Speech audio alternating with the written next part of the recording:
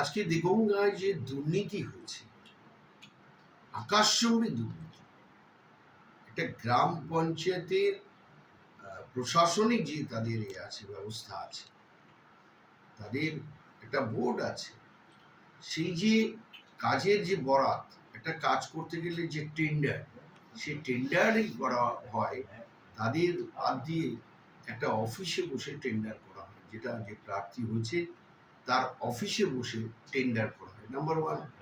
Number two হচ্ছে এই আমাদের পাড়া আমাদের সমাধান। এই আমাদের পাড়া আমাদের সমাধানে যে টাকা বরাদ্দ হয়েছে প্রত্যেকটা বুথে 10 লক্ষ টাকা করে। তো আমাদের যে দেগঙ্গায় 13টা গ্রাম পঞ্চায়েত আছে, প্রত্যেকটা গ্রাম পঞ্চায়েতের দুটো পঞ্চায়েত সমিতির অধীনে যে বুথগুলো আছে, সেই বুথের টেন্ডার করবে পঞ্চায়েত সমিতি, একটা পঞ্চায়েত সমিতির টেন্ডার করবে গ্রাম পঞ্চায়েত। এই যে দুটো পঞ্চায়েত সমিতি প্রায় 20 কোটি টাকা টেন্ডারও প্রায় আনুমানিক বলছি দেগঙ্গা পঞ্চায়েত সমিতিতে। সেখানে বর্তমান যে সভাপতি বা সভাপতি আছে, তারা আগে থেকে ঠিকাদারদের কাছ থেকে পার্সেন্টেজ নিয়ে, কাটমানি নিয়ে তবেই তাদের কাজ দিচ্ছে।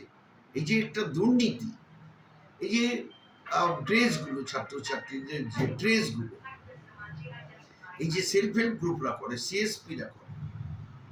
আমি যখন পঞ্চায়েত সমিতির সভাপতি ছিলাম, আমি দ্ব্যর্থ ভাষা বলতাম যে তাদের মহিলাদেরকে উন্নতি করার জন্য, তাদের আর্থিকভাবে সচ্ছলতা করার জন্য স্কুলের ড্রেসগুলো, প্রাথমিক বিদ্যালয় থেকে উচ্চ মাধ্যমিক বিদ্যালয়, মাদ্রাসাগুলো যে ড্রেস হয় হাজার হাজার ছেলে মেয়েদের, সেই ড্রেসগুলো বিনা পয়সায় আমি কাজ করে দেওয়ার ব্যবস্থা করেছিলাম। কিন্তু বর্তমান যে দেগঙ্গা পঞ্চায়েত সমিতিতে পার ড্রেসে তারা একটা কাটমানি নিয়ে তবেই তাদেরকে কাজ দিচ্ছে।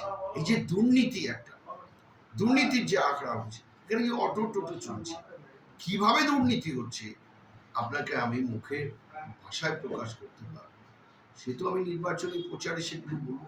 এক কথায় দেগঙ্গার যে দুর্নীতি হচ্ছে আকাশ ছোঁয়া, মানুষ সেটা দেখছে। কিন্তু এটা আমার কথা নয়, মানুষই বলছে।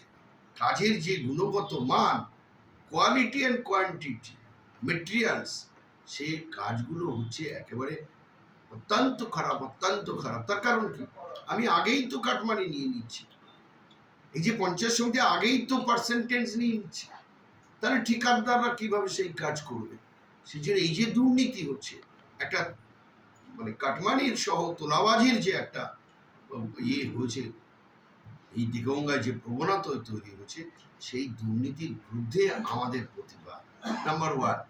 নাম্বার টু হচ্ছে যে এলাকায় একটা, আপনি দেখবেন আমি যখন দলের দায়িত্ব ছিলাম 2016 সালের আগে, এই দেগঙ্গার মানুষ আপনি খোঁজ নেবেন কত শান্তিতে ছিল, তারা কত ভালো ছিল। কিন্তু এই কয়েক বছরে একটা সন্ত্রাস তৈরি করার ব্যবস্থা হয়েছে দেগঙ্গার বুকে, এবং মানুষ তটস্থ, মানুষ ভীত সন্ত্রস্ত, যে কোনো মুহূর্তে আমার বিপদ আসতে পারে।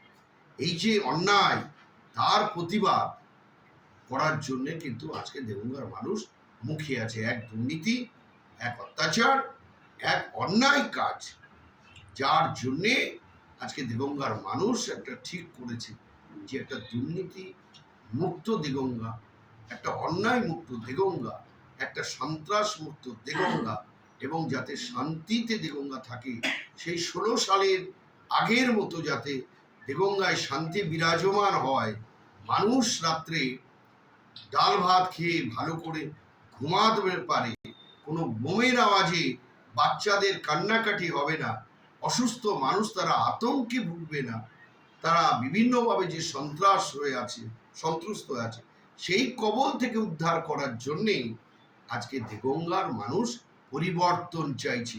এবং আমার মনে হচ্ছে মানুষের যা উৎসাহ, মানুষের যা উদ্দীপনা, একটা দেগঙ্গা মুক্ত তৃণমূল কংগ্রেস চাইছে, তৃণমূল মুক্ত দেগঙ্গা চাইছে।